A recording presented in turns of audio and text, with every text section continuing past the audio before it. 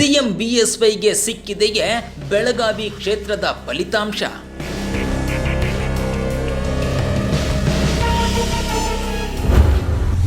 RSS ಪ್ರಕಾರ ಎಷ್ಟು ಕ್ಷೇತ್ರ ಬಿಜೆಪಿ ಗೆಲ್ಲುತ್ತೆ ಗೊತ್ತಾ?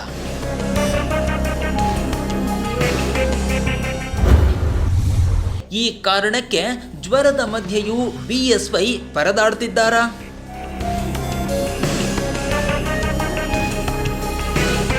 ಮೂರು ಕ್ಷೇತ್ರಗಳ ಉಪಚುನಾವಣೆಯಲ್ಲಿ ಬಿಜೆಪಿ ಗೆಲ್ಲುವುದೆಷ್ಟು? ಎಲ್ಲ ಕ್ಷೇತ್ರಗಳಲ್ಲೂ ಕಾಂಗ್ರೆಸ್ ಗೆದ್ದು ಬೀಗುತ್ತಾ? ದಳಕ್ಕೆ ಈ ಚುನಾವಣಾ ಫಲಿತಾಂಶ ಬಹುದೊಡ್ಡ ಸಂದೇಶ ನೀಡುತ್ತಾ? ಆರ್ಎಸ್ಎಸ್ ಸಿದ್ದು ಪವರ್ ಬಗ್ಗೆ ಬಿಜೆಪಿಗೆ ನೀಡಿರೋ ಸುಳಿವೇನು? ಸಿಎಂ ಬಿಎಸ್ವೈಗೆ ಈಗಾಗಲೇ ಬೆಳಗಾವಿ ಕ್ಷೇತ್ರದ ಫಲಿತಾಂಶ ಸಿಕ್ಕಿದೆಯೇ? ಆರ್ಎಸ್ಎಸ್ ಗುಪ್ತ ವರದಿ ಪ್ರಕಾರ ಯಾವ ಕ್ಷೇತ್ರದಲ್ಲಿ ಕೈಗೆಲ್ಲುತ್ತೆ?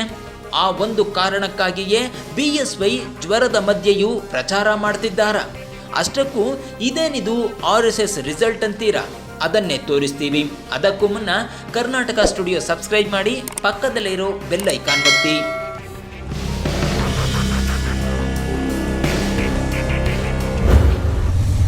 ಜ್ವರದ ಮಧ್ಯೆಯೂ ಬಿಎಸ್ವೈ ಪ್ರಚಾರ ಮಾಡಿದ್ದು ಯಾಕೆ ಗೊತ್ತಾ? ಬೆಳಗಾವಿ ಲೋಕಸಭೆ, ಮಸ್ಕಿ ಮತ್ತು ಬಸವಕಲ್ಯಾಣ ಅಸೆಂಬ್ಲಿಗೆ ಉಪಚುನಾವಣೆಯ ಬಹಿರಂಗ ಪ್ರಚಾರ ಗುರುವಾರ ಮುಕ್ತಾಯಗೊಂಡಿದೆ. ಇದೇ ಶನಿವಾರ ಮತದಾನ ನಡೆಯಲಿದ್ದು ಮೇ 2ರಂದು ಫಲಿತಾಂಶ ಹೊರಬೀಳಲಿದೆ. ಆ ದಿನವಷ್ಟೇ ಉಪಸಮರದ ಫಲಿತಾಂಶ ಹೊರಬೀಳುವುದು. ಈ ಮೂರು ಕ್ಷೇತ್ರಗಳ ಪೈಕಿ ಯಾರು ಗೆಲ್ಲುತ್ತಾರೆ ಅನ್ನೋ ಚರ್ಚೆಯು ಇದೀಗ ಶುರುವಾಗಿದೆ. ಆದರೆ ಸಿಎಂ ಬಿಎಸ್ವೈ ಅವರಿಗೆ ಈಗಾಗಲೇ ಮೂರು ಕ್ಷೇತ್ರಗಳ ಪೈಕಿ ಯಾವ ಕ್ಷೇತ್ರವನ್ನ ಯಾರು ಗೆಲ್ಲುತ್ತಾರೆ ಅನ್ನೋದು ಗೊತ್ತಾಗಿದೆಯಂತೆ. ಇದೇ ಕಾರಣಕ್ಕೆ ತೀವ್ರ ಜ್ವರದಿಂದ ಬಳಲುತ್ತಿದ್ದರೂ ಸಹ ಚುನಾವಣಾ ಪ್ರಚಾರದಲ್ಲಿ ಭಾಗವಹಿಸುವುದನ್ನು ಮಾತ್ರ ತಪ್ಪಿಸಿಲ್ಲ ಎನ್ನಲಾಗುತ್ತಿದೆ. ಯಡಿಯೂರಪ್ಪನವರು ಸಿಎಂ ಆದ ನಂತರ ಇದುವರೆಗೆ 15 ಕ್ಷೇತ್ರಗಳ ಉಪಚುನಾವಣೆ ನಡೆದಿದ್ದು, ಅದರಲ್ಲಿ 13 ಕ್ಷೇತ್ರಗಳಲ್ಲಿ ಬಿಜೆಪಿ ದಡ ಸೇರಿತ್ತು. ಮೇಲ್ನೋಟಕ್ಕೆ ಬಿಜೆಪಿ ಈ ಚುನಾವಣೆಯಲ್ಲೂ ಗೆಲುವು ಸಾಧಿಸಬಹುದು ಎಂದಿದ್ದರೂ ಅದು ಅಷ್ಟು ಸುಲಭದ ತುತ್ತಲ್ಲ. ಬಿಜೆಪಿ ಮಾತೃ ಸಂಸ್ಥೆ ಆರ್ಎಸ್ಎಸ್ ನೀಡಿರೋ ಮಾಹಿತಿ ಪ್ರಕಾರ ಬಿಜೆಪಿ ಗೆಲ್ಲೋದು ಒಂದೇ ಒಂದು ಕ್ಷೇತ್ರವನ್ನಷ್ಟೇ ಎನ್ನಲಾಗುತ್ತಿದೆ.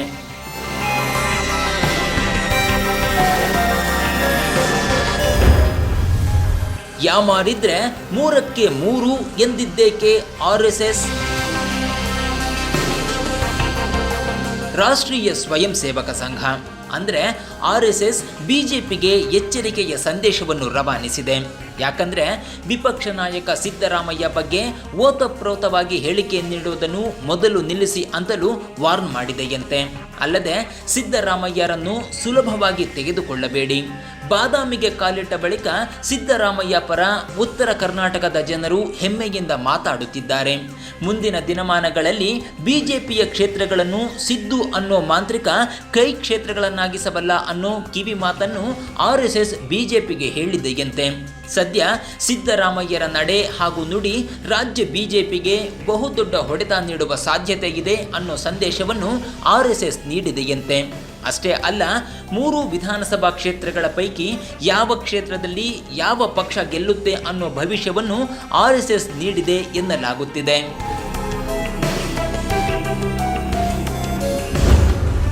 ಉಪಸಮರದ ಫಲಿತಾಂಶದ ಬಳಿಕ ಬಿಎಸ್ವೈ ಸರ್ಕಾರ ಮುರಿದು ಬೀಳುತ್ತಾ?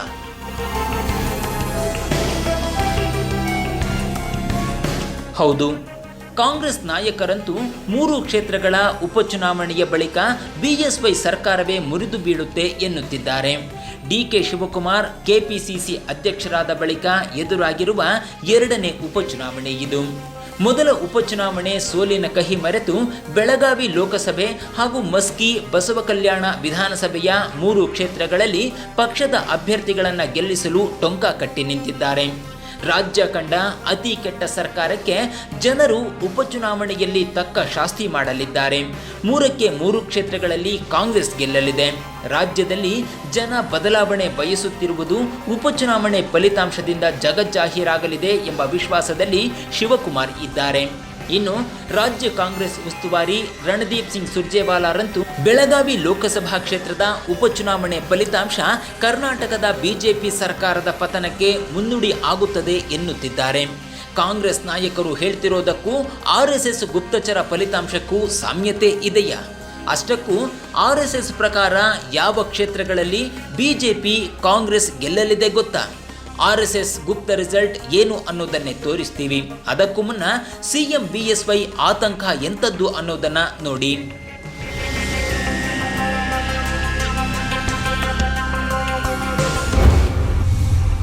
ಸೋಲಿನ ಸುಳಿವು ಸಿಕ್ಕ ಮೇಲಂತೂ BSY ಅಕ್ಷರಶಃ ಕಂಗಾಲಾಗಿದ್ದಾರಾ?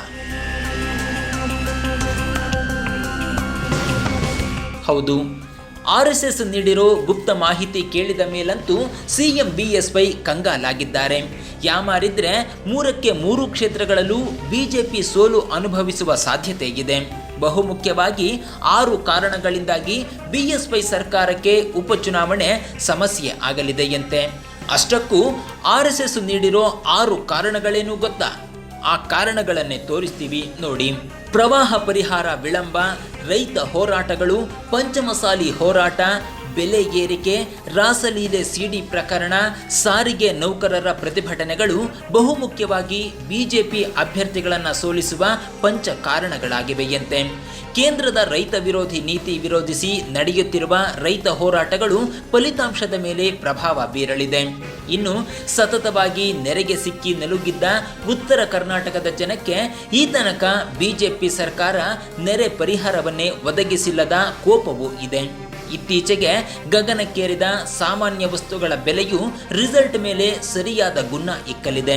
ಇದರೊಂದಿಗೆ ರಮೇಶ್ ಜಾರಕಿಹೊಳಿ ಅವರದ್ದು ಎನ್ನಲಾಗುತ್ತಿರೋ ರಾಸಲೀಲೆ CD ಪ್ರಕರಣ, ಸಾರಿಗೆ ನೌಕರರ ಹೋರಾಟ ಹಾಗೂ ಪಂಚಮಸಾಲಿ ಮೀಸಲಾತಿ ಹೋರಾಟಗಳು ಬಿಜೆಪಿಗೆ ಬರೆ ಹಾಕುವ ಸಾಧ್ಯತೆ ಇದೆ ಅನ್ನೋದನ್ನ RSS ಗುಪ್ತ ವರದಿ ಹೇಳುತ್ತಿದೆಯಂತೆ.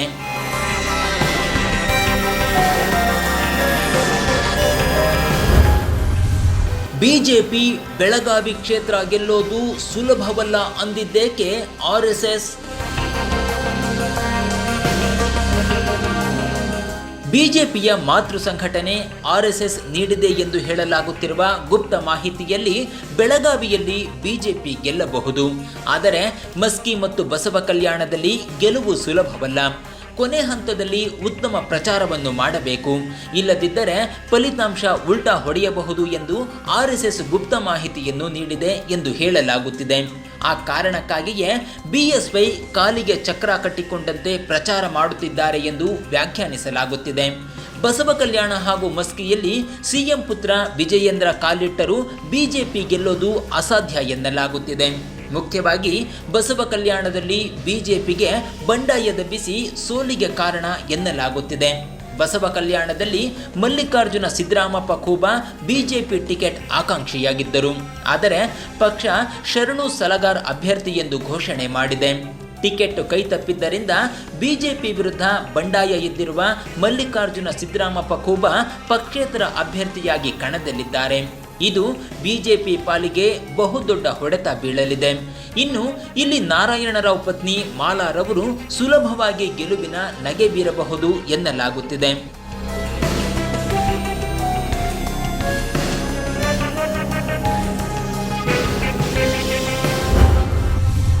ಮಸ್ಕಿಯಲ್ಲಿ ಪ್ರತಾಪಗೌಡ ಪಾಟೀಲರಿಗೆ ಪಾಠ ಕಲಿಸಲಿದ್ದಾರಾ? ಮಸ್ಕಿ ಕ್ಷೇತ್ರದಲ್ಲಿ ಬಿಜೆಪಿಯಿಂದ ಪ್ರತಾಪಗೌಡ ಪಾಟೀಲ, ಕಾಂಗ್ರೆಸ್ನಿಂದ ಬಸನಗೌಡ ತುರ್ವಿಹಾಳ ಅವರು ಅಭ್ಯರ್ಥಿಯಾಗಲಿದ್ದಾರೆ. 2018ರ ಚುನಾವಣೆಯಲ್ಲಿ ಪ್ರತಾಪಗೌಡ ಪಾಟೀಲ ಕಾಂಗ್ರೆಸ್ನಲ್ಲಿದ್ದರು, ಬಸನಗೌಡ ತುರ್ವಿಹಾಳ ಬಿಜೆಪಿಯಲ್ಲಿದ್ದರು. ಈಗ ಇಬ್ಬರು ಪಕ್ಷಗಳು ಅದಲು ಬದಲಾಗಿವೆ. ಆದ್ದರಿಂದ ಚುನಾವಣೆ ಕುತೂಹಲಕ್ಕೆ ಕಾರಣವಾಗಿದೆ. ಮಸ್ಕಿ ಕ್ಷೇತ್ರದ ಉಪಚುನಾವಣೆಯಲ್ಲಿ ಪಾಠ ಕಲಿಸುತ್ತೇವೆ ಎಂಬ ಮಾತುಗಳು ಹಬ್ಬಿವೆ. ಇಬ್ಬರು ನಾಯಕರು ಪಕ್ಷವನ್ನ ಬದಲಾಯಿಸಿದರೂ ಕೆಲವು ಕಾರ್ಯಕರ್ತರು ಮೂಲ ಪಕ್ಷದಲ್ಲಿ ಉಳಿದಿದ್ದಾರೆ. ಯಾರು ಯಾರಿಗೆ ಪಾಠ ಕಲಿಸುತ್ತಾರೆ ಎಂದು ಕಾದು ನೋಡಬೇಕು. RSS ಗುಪ್ತ ವರದಿಯೂ ಸಹ ಪ್ರತಾಪಗೌಡ ಗೆಲ್ಲೋದು ಸುಲಭ ಅಲ್ಲ ಎನ್ನುತ್ತಿದೆ. ಇನ್ನು ಬೆಳಗಾವಿ ವಿಚಾರದಲ್ಲಂತೂ RSS ಸ್ಪಷ್ಟ ಸಂದೇಶವನ್ನೇ ಬಿಜೆಪಿಗೆ ನೀಡಿದೆ.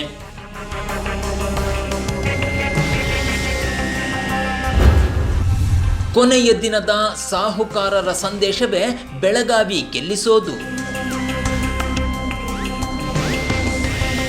ಬೆಳಗಾವಿ ಕ್ಷೇತ್ರ ಆರಂಭದಿಂದಲೂ ಕಾಂಗ್ರೆಸ್ ಭದ್ರಕೋಟೆ ಆಗಿತ್ತು. ಆ ಪಕ್ಷ 10 ಬಾರಿ ಗೆದ್ದಿದೆ. ಎನ್ಸಿಜಿ ಮತ್ತು ಜನತಾದಳ 1 ಹಾಗೂ ಬಿಜೆಪಿ 5 ಬಾರಿ ಗೆದ್ದಿದೆ. 2004ರಿಂದ ಸುರೇಶ್ ಅಂಗಡಿ ಕ್ಷೇತ್ರವನ್ನು ವಶಪಡಿಸಿಕೊಂಡಿದ್ದರು. 1998ರಲ್ಲಿ ಬಿಜೆಪಿಯ ಗೆಲುವಿನ ಖಾತೆ ತೆರೆದಿದ್ದವರು ಬಾಬಾಗೌಡ ಪಾಟೀಲ. ಅವರು ಕೇಂದ್ರ ಸಚಿವರು ಆಗಿದ್ದರು. ಈಗ ಅವರು ರೈತ ವಿರೋಧಿ ಧೋರಣೆ ಮತ್ತು ಕರಾಳ ಕೃಷಿ ಕಾನೂನುಗಳನ್ನು ವಿರೋಧಿಸಿ ಬಿಜೆಪಿ ವಿರುದ್ಧ ಮತ ಚಲಾಯಿಸಬೇಕು ಹಾಗೂ ಕಾಂಗ್ರೆಸ್ ಬೆಂಬಲಿಸಬೇಕು ಎಂದು ಕೋರುತ್ತಿದ್ದಾರೆ. ಅಗತ್ಯ ವಸ್ತುಗಳ ಬೆಲೆ ಏರಿಕೆಯಿಂದಾಗಿ ದುಷ್ಪರಿಣಾಮಗಳನ್ನು ಜನರು ಗಂಭೀರವಾಗಿ ಪರಿಗಣಿಸಿದರೆ ಬಿಜೆಪಿಗೆ ದುಬಾರಿ ಆಗಬಹುದು. ಅನುಕಂಪದ ಅಲೆಗೆ ಸೈ ಎಂದರೆ ಕಾಂಗ್ರೆಸ್ಗೆ ಕಷ್ಟವಾಗಬಹುದು. ಕಾಂಗ್ರೆಸ್ ಅಭ್ಯರ್ಥಿಗೆ ಸಹೋದರರು ಮತ್ತು ಇಲ್ಲಿನ ಬಿಜೆಪಿ ಶಾಸಕರಾದ ರಮೇಶ್ ಜಾರಕಿಹೊಳಿ ಮತ್ತು ಬಾಲಚಂದ್ರ ಜಾರಕಿಹೊಳಿ ಮತದಾನದ ಮುನ್ನಾ ದಿನ ಬೆಂಬಲಿಗರಿಗೆ ಕೊಡುವ ಸಂದೇಶವೇನು ಎನ್ನುವುದು ಫಲಿತಾಂಶ ನಿರ್ಧರಿಸಲಿದೆ. ಮಂಗಲ ಈ ಹಿಂದೆ ರಾಜಕೀಯ ಕ್ಷೇತ್ರದಲ್ಲಿ ಕಾಣಿಸಿಕೊಂಡಿರಲಿಲ್ಲ. ಸತೀಶ್ಗೆ ವೈಯಕ್ತಿಕ ವರ್ಚಸ್ಸು ಒಂದಷ್ಟು ನೆರವಿಗೆ ಬರಬಹುದು. ವಾಲ್ಮೀಕಿ ನಾಯಕ ಸಮುದಾಯ ಈ ತನಕ ಎಂಪಿ ಸ್ಥಾನ ಗೆದ್ದೇ ಇಲ್ಲ.